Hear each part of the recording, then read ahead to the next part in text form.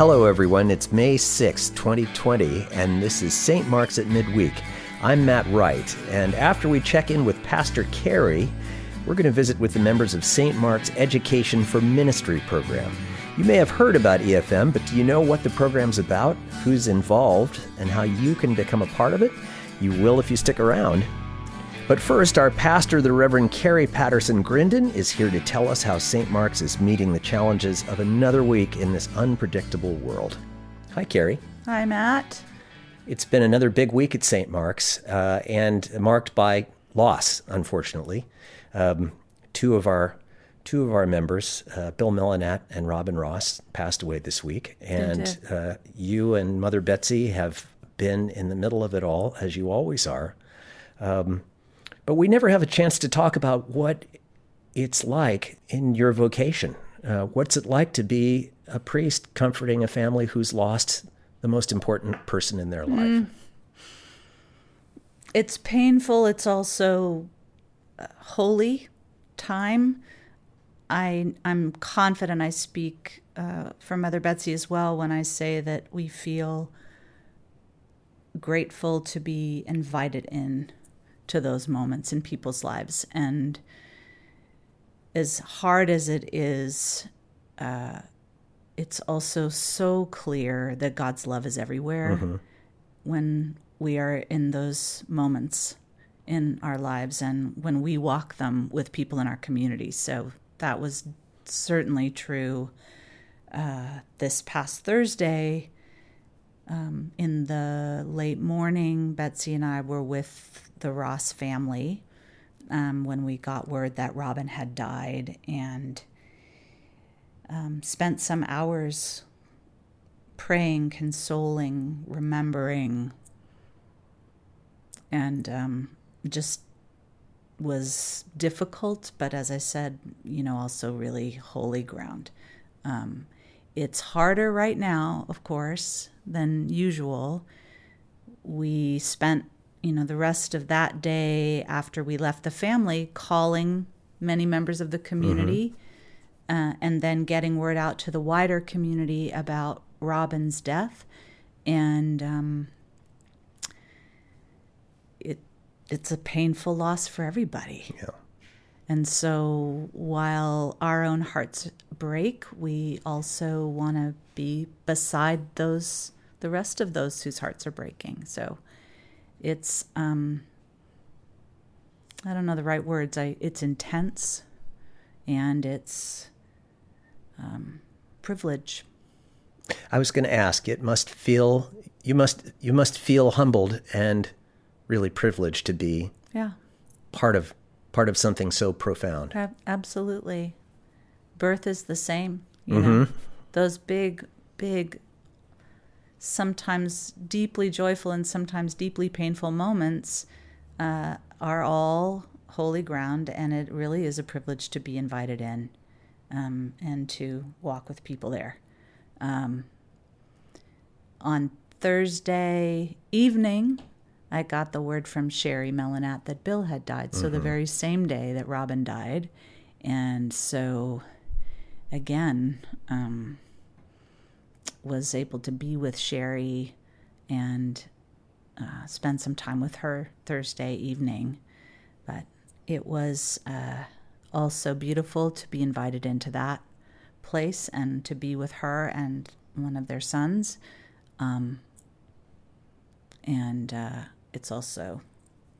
It was a long day. Yeah.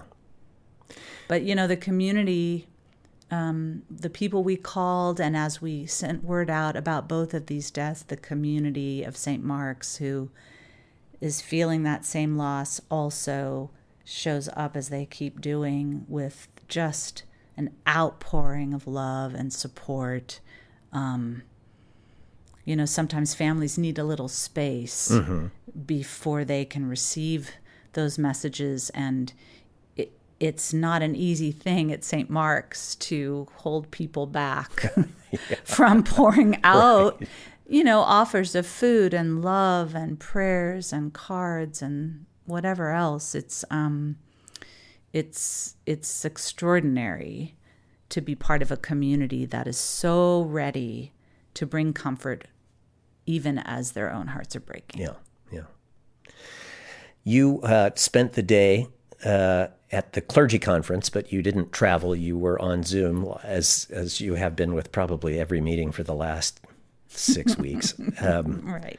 What's that experience like, meeting with a lot of other fellow clergy, your colleagues, but being stuck in the Brady Bunch squares of Zoom? Yeah.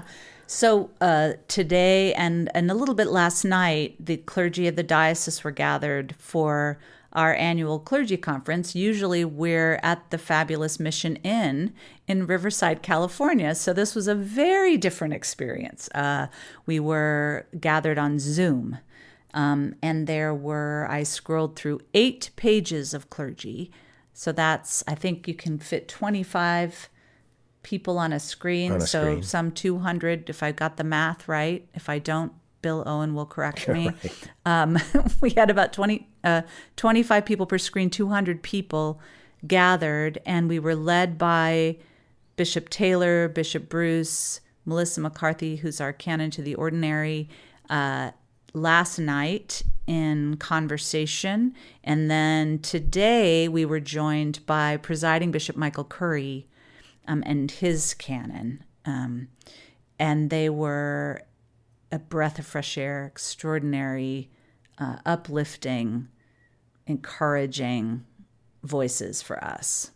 So, but yeah, it was really different than usual. And what I heard from my fellow clergy was both comforting in a way and also concerning. I mean, we're all trying to serve our communities, and we're all in this together, and we're all having the same kinds of challenges. Mm-hmm. Some certainly struggling more than others in parishes where resources are really limited or virtually non-existent. They're struggling just to stay alive as churches. So that I feel great compassion in those situations, but we're all having our own version of struggle just to stay connected and to continue to care for our people. So I felt a real camaraderie and empathy with my fellow clergy, and I'm grateful for the national church and for the diocese providing us with resources and also providing us with pastoral care as clergy. So before we say goodbye for the week, I just want to recall one great Zoom meeting that we all had, which was virtual coffee hour on Sunday. I was part of it. You were part of it. There were a lot of people. There were at least a couple of pages of people on Zoom, and I had a great time, and I hope you did too. I hope everybody did.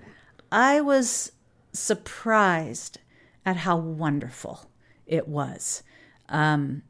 Many of us have been gathering in smaller Zoom meetings, and I was a little nervous about hosting because I'm not so great at the technology, but I had this fantastic team, Maria and my daughter Lucy and Mother Betsy, who are a lot more tech savvy, each of them, than I am.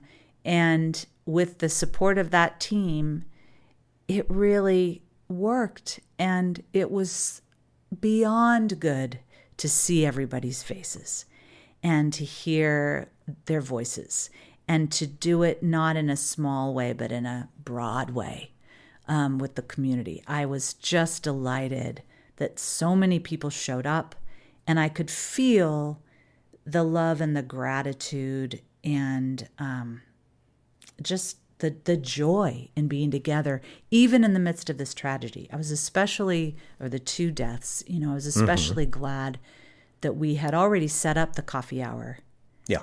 And so it took a turn toward remembering Bill and remembering Robin, among other things. But I felt like it was exactly what we needed as a community. And it reminded me of what a beautiful group of people we are. Yeah.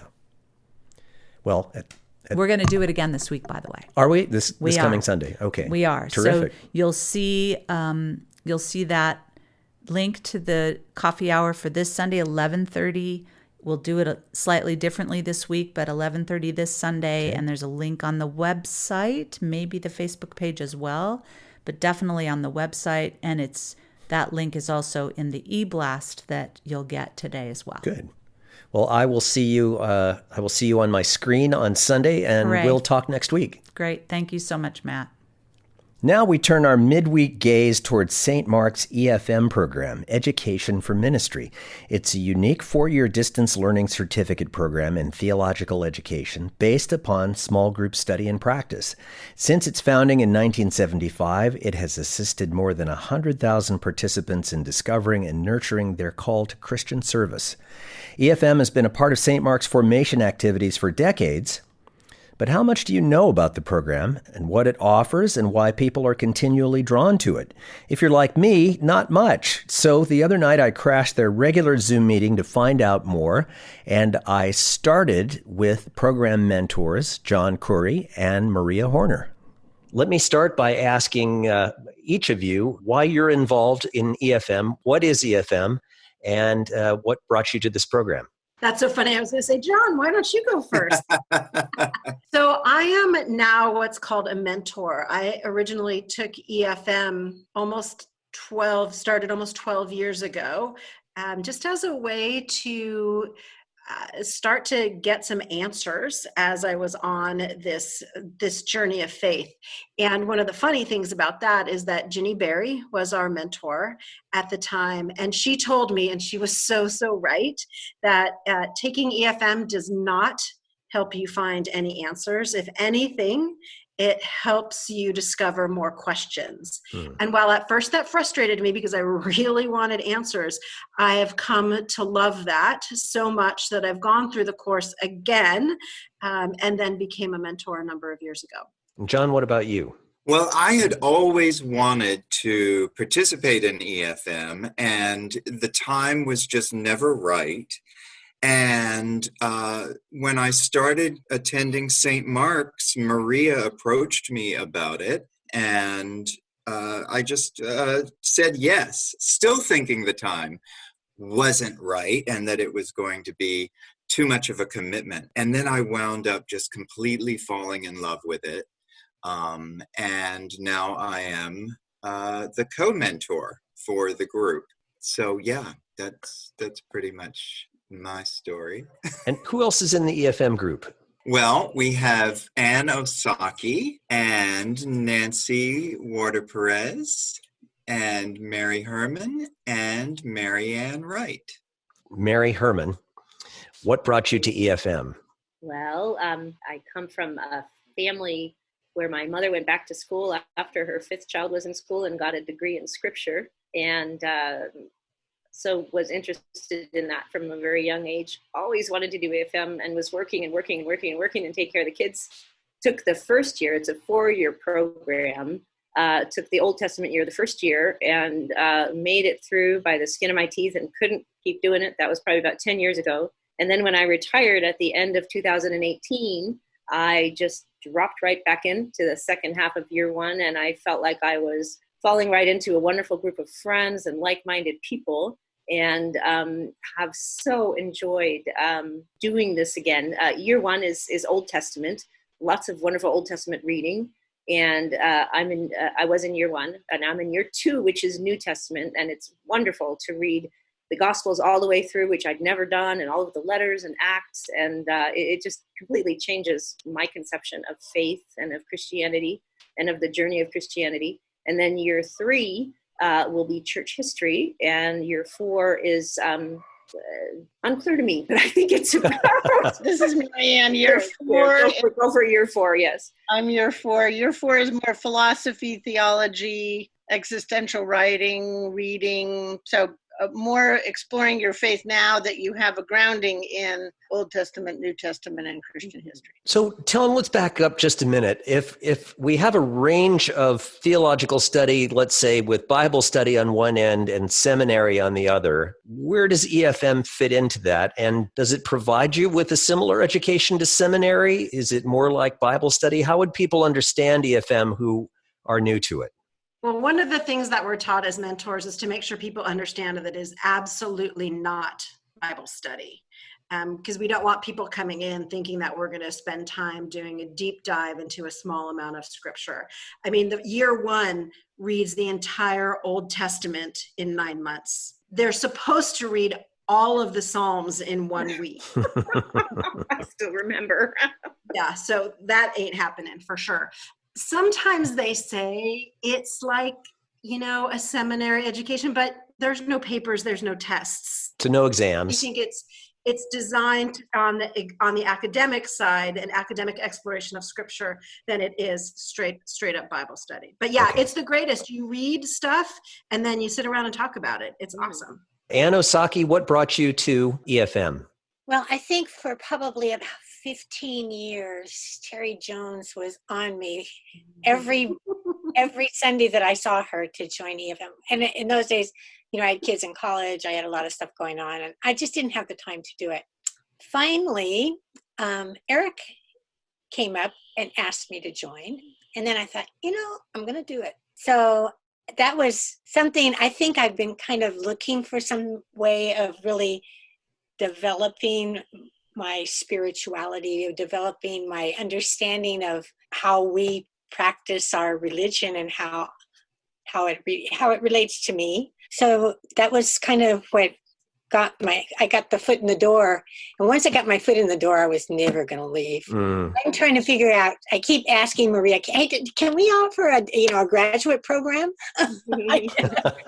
It's a really nice way of exploring religion, or of exploring Christianity. And we have such a great group of people, and our conversations are always so helpful in understanding what we've read, and helpful in discovering what direction we're going in. And not everybody's going in the same direction, which is understandable too, but I think we all come from very common ground. Also, my daughter went to Swanee, and I want that certificate on the wall from Swanee. So I hate to miss a Monday night. I love the interaction with the people. I love the discussion. I love the people that I'm with. It's just, we're a very nice group, a very fun group. It's a nice way to learn about our religion. Well, Nancy Border-Perez, you're an example of everybody in this group that I see here on our Zoom call is busy. You've all got things to do. And Nancy, I know you have a lot going on day in and day out. And my question is, how do you find the time? So I joined sort of on a whim. And I heard Carri talking about it. And I just thought education for ministry and that whole idea of sort of preparing yourself for personal ministry, I thought was just, it really resonated with me. And my youngest daughter had just gone off to college, and I thought, yes, I'll have all this time. I did not have all this time. I took on more responsibilities at work and such. Work got more and more crazy, and recently it's gotten even crazier with all the COVID-19. Mm-hmm. Definitely, I think it's interesting. I'm a professor, and I'm a horrible student, and it hasn't prevented me from participating and getting a lot out of it. I really wish I had more time to dedicate to the readings and really think about it as much. I am a big person for listening to books on tape. When I drive back and forth to work, that was great. Now to try to find that time when I'm not driving back and forth to work is tough. I've looked at different videos online and such things. I've been using all sorts of different resources as sort of little cheats in some ways. But I love the Monday discussions. I love this community. I wouldn't change my decision for anything. It's something I prioritize. Life is very busy, and I make a priority to try to prepare for it, but also to be here and be with this group. It's just a wonderful group. And I joined sort of for the same type of reasons of initially sort of some questions, looking for answers, but also wanting to deepen my faith. But over time, I've figured out that it's more the, as Ann was saying, exploring, just sort of, now I understand our prayer services better and why we have do different things. We do a lot of theological reflections, so it's not necessarily, it's just connecting your faith with your everyday life, with the Bible, with different traditions and such things. And so it's been such a wonderful experience. And the group evolves. over time. And, we had Paula and Mike and others, and, you miss them and you're like, oh, how can we go on without you? But then new people join, and, it's just a wonderful dynamic group, as others said, of like-minded people. What do you, Marianne, you had something to say?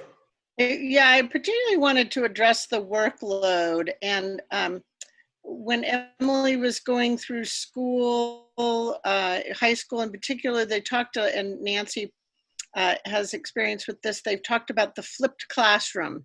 So when we're preparing for our class, we're doing the reading, we're doing research, we're doing our work.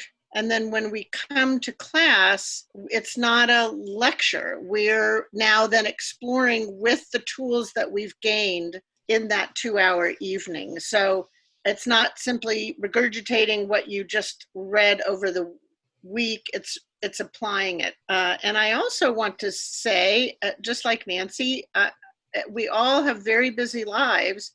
And the great thing about this group, if you come to the Monday night and you just say, I just did not get my reading done, it's not a big deal.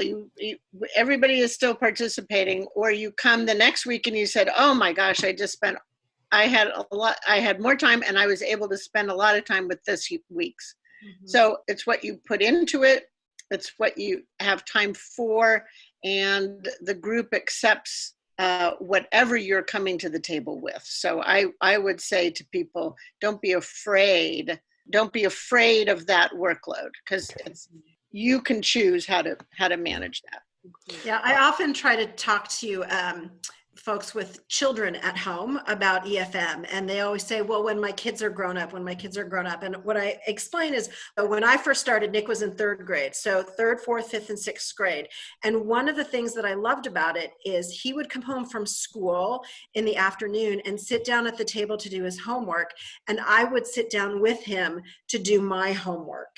And so we were doing that together, which was super fun. And then when I went through again, really intentionally, when he was in 9th grade, I was doing year 1 Old Testament, because he was doing Old Testament in his religion class at St. Francis. And so we were able to have these really incredible conversations, because I actually had a little bit of knowledge. And it was really, really enriching for our conversations to be able to share that together. So it's harder if you have young children to be gone every Monday night from 7 to 9, for sure. But I think you get a lot out of it, especially if you consider your family one of your ministries. Mary Herman. Aside from the week when I was supposed to read all of the Psalms, most of it, it's doable. It's not, it's not horrible. It's doable. And for me, it's wonderful because it's what I've always wanted to know. Mm-hmm. Now, I haven't hit the 3rd year book yet, which I hear is quite challenging. But, to be given latitude to read the Old Testament and then to read the New Testament is just a joy. How has COVID-19 changed the character of your conversations each Monday night, or has it? I think it's definitely brought a bit of a somber lens to our discussions. Interestingly, since we've had to meet on Zoom, I think our discussions and our meetings have been much more focused. And people are really engaged when we're together in this medium, which is a very interesting thing to find. I wasn't sure how this was going to work when we started to do it. I thought, this is going to be weird, and it's been really fantastic. So I would say that the whole pandemic has cast a bit of a shadow on our discussions, but that's not a bad thing. And I'm glad that we have this forum to support one another through this. EFM has always been, for me, a really important community. You become very close to the people in EFM because you're exposing yourself week after week, your thoughts, your feelings, your life. and you're exploring the Episcopal tradition, which is very important to all of us, and it's common ground for all of us. So I just feel that this medium has worked. I think if we were to get on the telephone together, it would work. It's just a very strong community, so it doesn't surprise me that it's strong in every iteration. We just don't get to hug when we leave or hug when we get there. Right.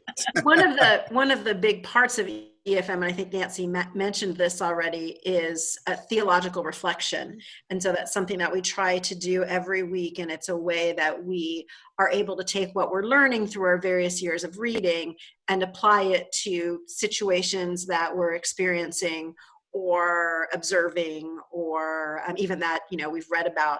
And definitely since this time of quarantine, those themes have been a big part of our theological reflections. They've definitely woven their way into our conversations, even if it wasn't set up to overtly be about it. Although we did have a theological reflection on the word pandemic, so that was a little pointed, I guess. But because the whole idea is to help you learn how to take this rich tradition that we're a part of and live it every day, we get to practice doing that every week. If somebody is interested in joining the EFM group, who do they talk to? And when do you have rolling admissions, or do you start in the fall? How does that work? We start in the fall, and registration is online. So you would talk to either me or Maria, and we would tell you how to get registered with Sewanee. And the registration this year will be happening near mid to end of July. So around that time. Good. Well, thank you all for spending a little time. Ann Osaki, Nancy Warder-Perez, Mary Herman, Mary Ann Wright, John Curry, Maria Horner. Thank you all very much. And we'll talk to you soon. Thanks, Matt. Thanks for being with us today. Thanks to the members of EFM and to our associate producer, Emily Wright, for her hard work pulling things together. Another update from St. Mark's next Wednesday and our regular worship podcast on Sunday. This week, we're featuring the voices of our graduating middle, high school, and college seniors. Until then, stay safe, stay healthy, and be good to each other. I'm Matt Wright.